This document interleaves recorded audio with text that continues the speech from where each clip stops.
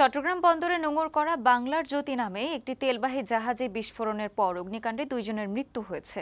আহত হয়েছে আরও কয়েকজন। তাদের উদ্ধার করে হাসপাতালে পাঠিয়েছে ফায়ার সার্ভিস। সকাল 11টার দিকে ইস্টার্ন রিফাইনারির ডলফিন জেটিতে এই দুর্ঘটনা ঘটে। খবর পেয়ে নৌবাহিনী, কোস্টগার্ড ও ফায়ার সার্ভিসের কর্মীরা দ্রুত ঘটনাস্থলে পৌঁছে আগুন নিয়ন্ত্রণে আনে। তবে বিস্ফোরণের কারণ এখনো জানা যায়নি। বন্দর কর্তৃপক্ষ জানিয়েছে, বাংলাদেশ শিপিং কর্পোরেশনের মালিকানাধীন জাহাজটিতে আগুনের খবর পেয়ে বন্দর কর্তৃপক্ষ ও নৌবাহিনীর টাগবোট আশেপাশে থাকা জাহাজগুলোকে নিরাপদে সরিয়ে নেয়। দুর্ঘটনার কারণ তদন্তে 7 সদস্যের কমিটি করেছে বাংলাদেশ পেট্রোলিয়াম কর্পোরেশন।